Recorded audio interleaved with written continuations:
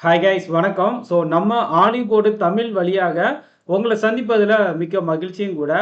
இதுக்கு முன்னாடி நம்ம நெறைய பிளாட்ஃபார்ம் வழியாக ஆன்லைன்ல மினிமம் நமக்கு வந்து அ ஆன்லைன்ல மட்டும் எக்ஸ்க்ளூசிவா ஒரு 7 வருஷத்துக்கு மேல வந்து நம்ம ஆன்லைன்லேயே ட்ராவல் பண்ணியிருக்கோம். கரெக்ட்டா? 2 பெரிய இன்ஸ்டிடியூட்லயும் சரி, இப்போ வந்து நம்ம ஆலிபோர்டு வழியாக உங்கள வந்து நம்ம சந்திக்கிறோம். கரெக்ட்டா? அட் த சேம் டைம் வந்து இப்போ நம்ம இந்த செஷன்ல எத பத்தி நம்ம பார்க்க போறோம் அப்டின்னா, ஏஎல்பி நோட்டிஃபிகேஷன பத்தி ஃபுல் டீட்டெயில் வந்து கம்ப்ளீட்டா உங்களுக்கு வந்து ஒரு சின்ன கிளாரிஃபிகேஷன். அதாவது ஏஜ் லிமிட் என்ன? யாரு அப்ளை பண்ணலாம்? குவாலிஃபிகேஷன் என்ன? இந்த மாரி எல்லா விஷயங்களையும் ஏ டூ இசட் எல்லா விஷயங்களையும் இப்போ வந்து நம்ம வந்து பார்க்க போறோம். கரெக்ட்டா?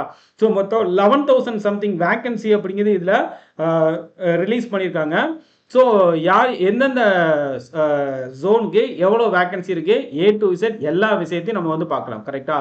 அதுக்கு முன்னாடி வந்து நம்ம நீங்க RRB Chennai dot G O V dot in இதில போனீங்க அப்படின்னா, நார்மலாவே நீங்க வந்து அப்ளை பண்ணிக்க முடியும். கரெக்ட்டா? அதுக்கு முன்னாடி நீங்க உங்களுக்கு வந்து இது அதாவது நோட்டிஃபிகேஷன் தேவைப்பட்டுச்சு அப்படின்னா, இங்க வந்து இங்கிலீஷ்ல வந்து அவைலபிளா இருக்கு. ஹிந்திலயும் அவைலபிளா இருக்கு. கரெக்ட்டா? இங்கிலீஷ் உங்களுக்கு எது தேவையோ அத வந்து நீங்க ஸ்டார்ட் ப அ ஓப்பன் பண்ணி செக் பண்ணிக்கலாம். அதே நேரத்தில இதுக்கான ஓப்பனிங் டேட் அப்படிங்கிறது ய அதாவது மே 15ஆம் தேதி இன்னையிலிருந்து ஸ்டார்ட் பண்ணியிருக்காங்க. கரெக்ட்டா? சரி. நோட்டிஃபிகேஷன்ல என்ன சொல்லியிருக்காங்க அப்படின்னு சொல்லிட்டு அத ஒன் பை ஒன்னா நம்ம வந்து பார்க்க ஆரம்பிச்சிடலாம். கரெக்ட்டா? இத நான் ஆல்ரெடி டவுன்லோட் பண்ணி வச்சிருக்கேன். நோட்டிஃபிகேஷன்ல அதே மாரி டேபிள் ஆஃப் கன்டென்ட் என்னென்ன கன்டென்ட் வந்து இருக்குது. இப்ப எக்ஸாம் ஃபீஸ் அப்படின்னா எங்க இருக்கு? வேக்கன்சினா எத்தனாவது பேஜ் நம்பர்ல இருக்கு? டேட் ஆஃப் பர்த் கேண்டிடேட்னா அது எங்க வந்து எந்த பேஜ்ல பார்க்கணும்? எஜுகேஷனல் குவாலிஃபிகேஷன எத்தனாவது பேஜ்ல பார்க்கணும்? இந்த மாரி எல்லா டீட்டெயிலுமே வந்து நார்மலைசேஷன் ஆஃப் மார்க்ஸ் வந்து 13வது பேஜ்ல இருக்கு. இந்த மாரி எல்லாமே வந்து இதுல வந்து கன்டென்ட்டா அப்படிங்கிறது குடுத்துருக்காங்க. கரெக்ட்டா? இத வந்து நீங்க பார்த்துக்கலாம். இங்க வந்து பார்த்தீங்கன்னாலே உங்களுக்கு வந்து தெரியும். ஸோ வேக்கன்சி பொசிஷன்ஸ் வந்து எந்த இடத்துல நாங்க மென்ஷன் பண்ணியிருக்கோம் அப்படின்னு சொல்லிட்டு ஈஸியா அதாவது நம்ம ஈஸியா வந்து செக் பண்ணிக்கலாம். கரெக்ட்டா? ஓகே. இங்க பார்த்தீங்கன்னா, வேக்கன்சி பொசிஷன் என்ன இருக்கு? அதேமாரி நேஷனாலிட்டி ஏஜ் லிமிட் வந்து எத்தனாவது பேஜ்? 8வது பேஜ்ல இருக்குது. கரெக்ட்டா? அதேமாரி date of birth of candidate. கரெக்ட்டா? கேண்டிடேட்டோட டேட் ஆஃப் பர்த் என்ன ரேஞ்சுக்குள்ள இருக்கணும்? அப்படிங்கிற எல்லா டீட்டெயிலும் வந்து இந்த ஒவ்வொரு இதுமே வந்து இந்த இண்டெக்ஸ்ல வந்து செக் பண்ணிக்கலாம். ஓகே. இது வந்து ஒரு நல்ல இனிஷியேட்டிவ் தான். அ அதேமாரி நெக்ஸ்ட் நம்ம அனெக்ஸர் ஏ. ஓகே. ஜோன் வைஸ் வேக்கன்சி அப்படிங்கிறது 24th பேஜ் இருக்கு. ஓபிசி சர்டிஃபிகேட் என்ன ஃபார்மட் இந்த மாரி எல்லா விஷயங்களும் வந்து அனெக்ஸரும் குடுத்துருக்காங்க. இப்போ நம்ம பார்க்க வேண்டியது இந்த இதுதான். கரெக்ட்டா? இதுல வந்து நம்ம பார்க்கலாம். ஃபர்ஸ்ட் ஆஃப் ஆல் வந்து பார்த்தீங்க அப்படின்னா, இந்த நோட்டிஃபிகேஷன் எப்போ பப்ளிஷ் பண்ணியிருக்காங்க எம்ப்ளாய்மென்ட் நியூஸ்ல வந்து மார்ச் 21ஆம் தேதியே வந்து பப்ளிஷ் பண்ணியிருக்காங்க. கரெக்ட்டா? அதே நேரத்தில வந்து பார்த்தீங்கன்னா, இதுக்கான ஆன்லைன் அப்ளிகேஷன் வந்து இன்னையிலிருந்து ஓப்பன் ஆயிருக்கு. கரெக்ட்டா? இன்னைக்கு அதாவது மே 15ஆம் தேதியிலிருந்து அ அ ஆன்லைன் அப்ளிகேஷன் ஸ்டார்ட் ஆயிருக்கு. Closing date of the online application அப்படிங்கிறது அ ஜூன் 14 கரெக்ட்டா? அதே நேரத்தில last date for application for fee payment. Okay. Fee payment அப்படிங்கிறது அதுலேருந்து ஒரு 2 நாள் டைம் குடுத்துருக்காங்க. 14ஆம் தேதி நீங்க வந்து அப்ளை பண்ணீங்கன்னா, 16ஆம் தேதி வரைக்கும் ஃபீஸ் பேமெண்ட் வந்து பண்ணிக்கலாம். கரெக்ட்டா? அதே மாரி ஏதாச்சும் மாடிஃபிகேஷன் விண்டோ வந்து எப்போ கரெக்ஷன் விண்டோ எப்போ ஓப்பன் ஆகுதுன்னா, ஜூன் 17லேருந்து 26 வரைக்கும் வந்து இருக்குது. கரெக்ட்டா? கிட்டத்தட்ட ஒரு 10 டேஸ் அப்படிங்க குடுக்குறாங்க. நீ அதில வந்து மாடிஃபை பண்ணிக்கலாம். ஏதாச்சும் சேஞ்சஸ் இருந்துச்சுன்னா, அத வந்து நீங்க வந்து ஆல்ட்ரேஷன் பண்ணிக்கலாம். கரெக்ட்டா? அதே மாரி நெக்ஸ்ட் அதே அப்படியே நீங்க போனீங்கன்னா, எவ்வளோ நம்பர் ஆஃப் வேக்கன்சி அப்படிங்கிறது குடுத்துருக்காங்க அப்படின்னா, கிட்டத்தட்ட 11,127 வேக்கன்சி. கரெக்ட்டா? 11,127 வேக்கன்சி. கரெக்ட்டா? 11,000 பிளஸ் வேக்கன்சி 127 வேக்கன்சிய வந்து இங்க குடுத்துருக்காங்க. அதே மாரி இனிஷியல் பேமெண்ட் அப்படிங்கிறது லெவல் 2 19,900 கரெக்ட்டா? மெடிக்கல் ஸ்டாண்டர்ட் A1 இருக்கணும். ஏஜ் லிமிட் வந்து பார்த்தீங்கன்னா, அசான் 7 ஜூலை 1, 2026 படி மினிமம் 18 வயசுலேருந்து மேக்ஸிமம் ஜெனரல் கேண்டிடேட்டா இருந்தீங்கன்னா 30 வயசு வரைக்கும் இருக்கணும். கரெக்ட்டா? இது வந்து ஏஜ் லிமிட்டா குடுத்துருக்காங்க. ஏஜ் ரிலாக்சேஷன் அப்படிங்கிறது இருக்கு. கரெக்ட்டா? அது எல்லாமே வந்து பார்க்கலாம். அதே மாரி இந்த ஸ்டேஜஸ் ஆஃப் எக்ஸாம் எத்தன ஸ்டேஜ்ல இருக்கு அப்படிங்கிறத பத்தி அதுல என்னென்ன பேட்டர்ன்ல எக்ஸாம் பேட்டர்ன் வந்து ஃபாலோ பண்றாங்க எல்லாத்தையும் வந்து பார்க்கலாம். எல்லாமே வந்து நான் நோட் பண்ணி வச்சிருக்கேன். கரெக்ட்டா? ஸ்டார்ட்டிங்ல வந்து ஒரு ஜெனரல் இன்ஃபர்மேஷன் தான் இருக்கும். அதே மாரி உங்களுக்கு வந்து இதுல ஸ்டாண்டர்ட் விசன் அப்படிங்கிறது கிளியரா பார்ப்பாங்க. கரெக்ட்டா? Medical fitness and standard of vision அப்படிங்கிறது கண் பார்வை வந்து ரொம்ப ஏன்னா இது வந்து ALP assistant loco pilot notification அப்படிங்கிறதுனால ட்ரெயின் பைலட்டாக தான் நீங்கள் வந்து ஒர்க் பண்ணுவீங்க கரெக்டாக. ஸோ அப்போ வந்து டிஸ்டன்ஸ் விஷன் அப்படிங்கிறது வந்து பார்த்தீங்கன்னா 2 கண்ணையும் வந்து பவர் இருக்கக்கூடாது. வித்தவுட் கிளாஸஸில் உங்களுக்கு 6/6 விஷன் அப்படிங்கிறது இருக்கணும் கரெக்டாக. ரைட் சைடும் சரி லெஃப்ட் சைடும் சரி 6/6 வித்தவுட் கிளாஸஸில் யூஸ் பண்ணணும். அதே மாதிரி வித் ஃபாகிங் டெஸ்ட் கரெக்டாக. அப்போது அதாவது புகை டெஸ்ட்லேயும் அதாவது கண்ணில் வந்து சம்திங் ஏதோ ஒரு மருந்து ஊற்றுவாங்க. அந்த மருந்தோட இது எஃபெக்ட்லேயும் வந்து நீங்கள் நல்லா வந்து உங்களுக்கு விஷன் அப்படிங்கிறது இருக்கணும் கரெக்டாக. So without glass with fogging test without கிளாஸ்லேயும் வந்து 6/6 ஃபாகிங் டெஸ்ட்லேயும் வந்து அதாவது அந்த மருந்தை ஊற்றி உங்களை வந்து டெஸ்ட் பண்ணுவாங்க. அதுலேயும் வந்து 6/6 அப்படிங்கிறது 2 இதுலையுமே இருக்கணும் கரெக்டாக. அதே நேரத்தில் must not accept 2D okay. So அதை வந்து அக்செப்ட் பண்ண மாட்டோம் அப்படின்னு கொடுத்துருக்காங்க. அப்புறம் வந்து வித்தவுட் கிளாஸ் இதெல்லாம் கம்பல்சரி ஓகே. மெடிக்கல் ஸ்டாண்டர்ட் வந்து ஏஎல்பியில் கம்பல்சரி பார்ப்பாங்க. அப்புறம் வந்து பார்த்தீங்கன்னா வேறு என்ன age limit okay. So age லிமிட்டை பொறுத்தவரை 18லேருந்தே 30 வயது அப்படிங்கிறது வந்து யூஸ்வலாக அவங்க ஜென்ரல் கேண்டிடேட்டுக்கு சொல்லியிருந்தாங்க.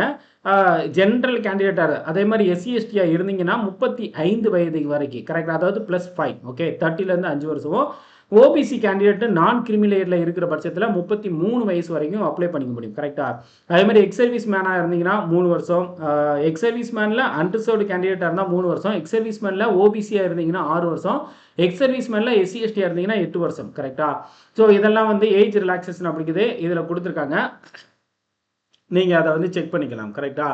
ஸோ அதே மாதிரி நிறையா ஏஜ் ரிலாக்ஸேஷனுக்கு மேஜராக வந்து SC/ST அண்ட் ஓபிசி தான் வந்து செக் பண்ணுவோம். ஸோ இந்த date of birth marginal range அப்படிங்கிறது ஃபிக்ஸ் பண்ணியிருக்காங்க பார்த்துக்கோங்க. ஜூலை 1, 2026 அப்படிங்கிற ரேஞ்ச் வந்து ஃபிக்ஸ் பண்ணியிருந்தாங்க பார்த்தீங்களா. அதே நேரத்தில் not before upper age limit அதிகபட்சமாக வந்து பார்த்தீங்கன்னா அன்ரிசர்வ்டு கேண்டிடேட்டு ஜூலை 2, 1996க்கு முன்னாடி பிறந்திருக்கக்கூடாது. அப்புறமா வந்து பிறந்திருக்கலாம் கரெக்டாக. Not before okay. இப்போ ஃபார் எக்ஸாம்பிள் வந்து ஜூலை 1, 1996னா எலிஜிபிள் இல்லை கரெக்டாக. ஜூலை 2, 1996 ஜூலை 3, 1996 ஜூலை 4 இந்த மாதிரி இதுக்கு அப்புறமா இருக்கணும் கரெக்டாக. இதுக்கு முன்னாடி இருந்துச்சுன்னா எலிஜிபிள் கிடையாது ஓகே. அப்பர் ஏஜ் லிமிட்டு ஏன்னா 30 வயசு கம்ப்ளீட் ஆயிடுது.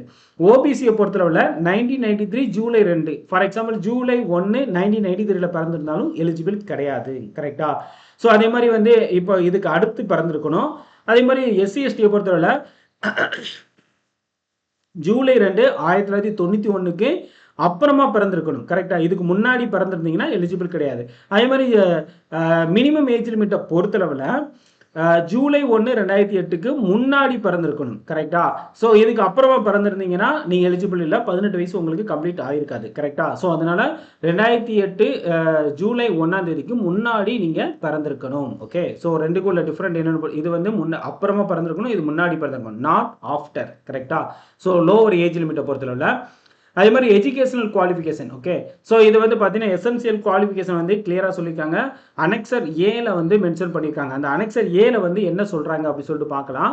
அதே நேரத்தில் வந்து இதில் ஃபைனல் எக்ஸாமினேஷன் அதாவது நீங்கள் வந்து ஐடிஐயோ டிப்ளமோவோ நீங்கள் வந்து ஃபைனல் எக்ஸாமினேஷன் அதாவது ஃபைனல் இயர் படிச்சுக்கிட்டு இருந்தீங்க அப்படின்னா எலிஜிபிள் கிடையாது, இதுக்கு அப்ளை பண்ண வேண்டாம் அப்படின்னு சொல்லிட்டு கிளியராகவே சொல்லியிருக்காங்க கரெக்டாக. ஸோ அதே மாதிரி எக்ஸாம் ஃபீஸை பொறுத்தளவில் உங்களுக்கு வந்து 500 rupees அப்படிங்கிறது கொடுத்துருக்காங்க கரெக்டாக. ஸோ எல்லா கேண்டிடேட்டுக்குமே வந்து பார்த்தீங்கன்னா நீங்கள் 500 rupees அப்படிங்கிறது பே பண்ணும். யூஸ்வலாக ஸ்டார்டிங்கில் முன்னாடியெல்லாம் வந்து 100 ரூபாய் தான் இருந்துச்சு கரெக்டாக.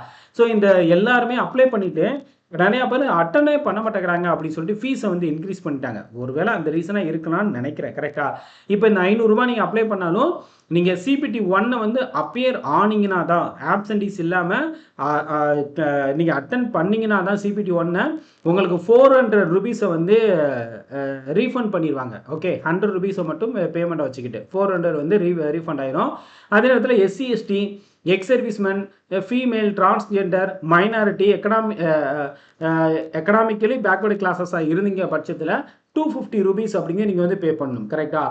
ஸோ இந்த நீங்கள் ஃபஸ்ட்டு ஸ்டேஜ் ஆஃப் CPT 1 வந்து நீங்கள் அப்பியர் ஆனீங்க அப்படின்னா ஆப்சன்டீஸ் இல்லாமல் நீங்கள் வந்து 250 வந்து அது ரீஃபண்ட் வாங்கிக்கலாம் கரெக்டாக. ஸோ ஏன்னா இவங்களுக்கு வந்து பேமெண்ட்டு கிடையாது, எந்த ஒரு பேமெண்ட்டுமே இருக்கக்கூடாது கரெக்டாக. ஓகே. ஸோ அதுமாதிரி நெக்ஸ்ட் வந்து என்ன பார்க்கலாம். ஸோ பேமெண்ட் பார்த்தாச்சு. அதே மாதிரி ஸ்டேஜஸ் ஆஃப் எக்ஸாம் அப்படிங்கிற இதை ரீஃபண்ட் ப்ராசஸ் வந்து கொடுத்துருக்காங்க. ரிசர்வேஷனை பற்றி கொடுத்துருக்காங்க. வெர்டிக்கல் அண்ட் ஹரிசாண்டல் இது இப்போதைக்கு நமக்கு தேவையில்லை, அது தனி வீடியோவாக நம்ம வந்து பார்க்கலாம். ஸோ அதுக்கப்புறம் வந்து பார்த்தீங்கன்னா ரெக்ரூட்மெண்ட் ப்ராசஸ் கரெக்டாக. ஸோ இந்த ரெக்ரூட்மெண்ட் ப்ராசஸ் அப்படிங்கிறது உங்களுக்கு வந்து 5 ஸ்டேஜஸில் நடக்குது கரெக்டாக. So CBT 1 okay. So first stage of recruitment CBT 1 இதுலேருந்து 15 மடங்கு வேக்கன்சி எவ்வளோ ஒவ்வொரு ரயில்வே ஜோன்லேயும் நீங்கள் எந்த ரயில்வே ஜோனில் அப்ளை பண்ணியிருக்கீங்களோ அதுலேருந்து 15 டைம். இப்போ சென்னை ரயில்வேக்கு வந்து அப்ளை பண்ணிக்கிங்க, சதர்ன் ரயில்வேக்குன்னா 100 வேக்கன்சி இருக்குன்னா அதில் 15 கரெக்டாக மல்டிபிள் 15 அப்படின்னு பார்த்தீங்கன்னா கிட்டத்தட்ட 100 வேக்கன்சிக்கு 1500 பேரை வந்து சிபிடி 2க்கு வந்து அப்பியர் ஆக வைப்பாங்க கரெக்டாக. ஸோ அந்த மாதிரி ஒரு வேக்கன்சிக்கு 15 கரெக்டாக. ஸோ அப்போது 1:15 அப்படிங்கிற ரேஷியோவில் சிபிடி நம்பர் 2க்கு வந்து நீங்கள் அப்பியர் ஆகலாம் கரெக்டாக. அப்புறம் அதில் யார் கிளியர் பண்ணிங்களோ அவங்க வந்து கம்ப்யூட்டர் பேஸ்டு ஆப்டிடியூட் டெஸ்ட்டில் நீங்கள் அப்பியர் ஆகலாம். அப்புறமா தான் உங்களுக்கு document verification and medical examination எல்லாமே நடக்கும் கரெக்டாக. ஸோ ஏஎல்பிலாம் பொறுத்தளவில் நீங்கள் மெடிக்கலில் கூட போய் ஒரு சில பேர் ரிஜெக்ட் ஆகிருக்காங்க கரெக்டாக. நான் பயமுறுத்துக்காக சொல்லேன்னா ஸ்டாண்டர்ட் விஷன் அப்படியும் 6/6 வந்து ரொம்ப பயங்கரமாக வந்து செக் பண்ணுவாங்க இதில் கரெக்டாக. ஸோ கண் பார்வை, ஸோ அதை வந்து அது கண் பார்வையும் காது வந்து நல்லா செக் பண்ணுவாங்க. ஸோ சிபிடி 1க்கான எக்ஸாம் பேட்டர்ன் வந்து என்னென்னு கொடுத்துருக்காங்க பார்த்துக்கலாம் கரெக்டாக. ஸோ இதில் வந்து பார்த்தீங்கன்னா உங்களுக்கு 60 நிமிடம், அதாவது 1 ஹவரில் 75 கொஷின்ஸ் வந்து இருக்கும். ஒவ்வொரு கொஷினுக்கும் ஒரு மார்க் கரெக்டாக. அப்போ 75 mark total mark. Negative mark வந்து பார்த்தீங்கன்னா 1/3 கரெக்டாக. 3ல் ஒரு கொஷின்ஸ் வந்து சாரி 1/3 கரெக்டாக. 3 கொஷின் நீங்கள் தப்புனா ஒரு மார்க் வந்து டிடெக்ட் பண்ணுவாங்க ஓகேவா. ஸோ அதே மாதிரி eligibility, so okay. So underserved economically weaker செக்ஷனாக இருந்தீங்கன்னா 40%, ஓபிசி வந்து 30%, எஸ்சினா 30, எஸ்டினா 25% வந்து மினிமம் குவாலிஃபிகேஷன் கரெக்டாக. ஸோ அதே மாதிரி உங்களுக்கு இதுக்கான சிலபஸ் அப்படிங்கிறது கொடுத்துருக்காங்க. ஸோ அதை சிலபஸை எப்படி கவர் பண்ணணும் அப்படின்னு நம்ம தனியாகவே பார்க்கலாம் கரெக்டாக. ஸோ இங்கே வந்து mathematics, mental ability and general science, so இதெல்லாம் கொடுத்துருக்காங்க. அதுமாதிரி சிபிடி 2ல் வந்து பார்த்திங்க அப்படின்னா சிபிடி 1ல் யார் அதாவது 15 டைம் வந்து எடுத்திருக்காங்களோ, சாரி 15 டைமில் கிளியர் பண்ணவங்க வந்து சிபிடி 2க்கு வந்து அப்பியர் ஆவாங்க அப்படின்னு நம்ம ஆல்ரெடி சொல்லியிருந்தோம் கரெக்டாக. ஸோ இங்கே வந்து பார்த்தீங்கன்னா CBT 2 shall be limited to 15 times the number of vacancy notified each RRB. Okay, ஒவ்வொரு ஆர்ஆர்பிலையும் எவ்வளோ வேக்கன்சி வந்து நோட்டிஃபை பண்ணியிருக்காங்களோ அதுலேருந்து 15 மடங்கு அப்படிங்க சிபிடி 2க்கு வந்து கால்ஃபர் பண்ணுவாங்க. பேட்டர்ன் ஆஃப் சிபிடி 2 கரெக்டாக. ஸோ சிபிடி 2வோட பேட்டர்ன் என்ன அப்படின்னா இதில் வந்து 2.5 மணி நேரம் வந்து கொடுக்குறாங்க ஓகே. ஸோ அதில் 1 ஹவர் கொடுத்துருந்தாங்க, இதில் 2.5 மணி நேரத்திற்கு 175 கொஷின்ஸ் கரெக்டாக. ஸோ இதில் வந்து பார்ட் ஏ பார்ட் பி அப்படின்னு 2ஆக பிரிக்கிறாங்க. பார்ட் ஏல வந்து பார்த்தீங்கன்னா 90 மினிட்ஸ் 100 கொஷினும், பார்ட் பியில் வந்து 60 மினிட்ஸ் 1 மணி நேரம் 75 கொஸ்டின்ஸும் வந்து பிரிக்கிறாங்க ஓகே. இதுலேயே வந்து நெகட்டிவ் மார்க் வந்து பார்த்தீங்கன்னா 1/3, 3 கொஸ்டின் நீங்கள் தப்பு அப்படின்னா ஒரு மார்க் வந்து நெகட்டிவ் மார்க் கரெக்டாக.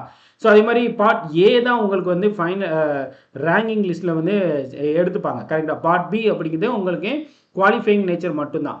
ஸோ இப்போ பார்ட் ஏல வந்து என்னென்ன இருக்குது, மேத்தமெட்டிக்ஸ் இருக்குது, ஜென்ரல் இன்டெலிஜென்ஸ் இருக்குது, பேசிக் சயின்ஸ் அண்டு இன்ஜினியரிங் கரெக்டாக. ஸோ அந்த டாப்பிக்கில் இருக்குது. அதுமாரி பார்ட் பி வந்து பார்த்தீங்கன்னா part B is only for qualifying test okay. So இதில் வந்து ஜஸ்ட் நீங்கள் குவாலிஃபை ஆனால் மட்டும் போதும்.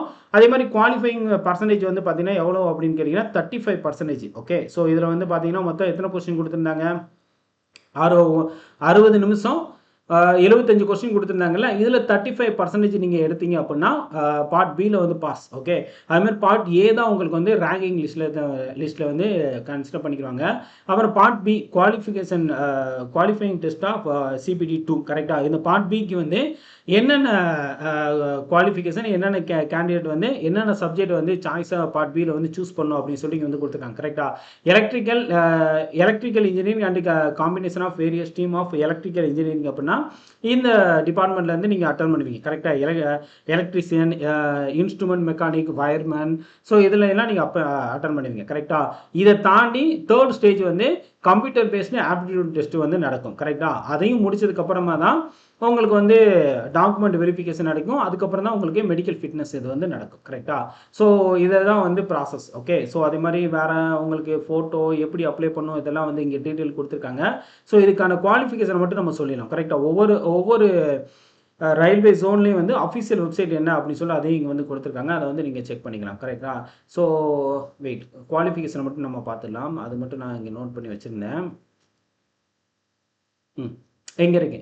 ஸோ அனெக்சர் நம்பர் 1ல் வந்து கொடுத்துருந்தாங்க. அசிஸ்டன்ட் லோகோ பைலட்டுக்கு 7th பே கமிஷனில் 19,900 ரூபா கரெக்டாக உங்களுக்கு பேசிக் பே. அதே மாதிரி இதுக்கு வந்து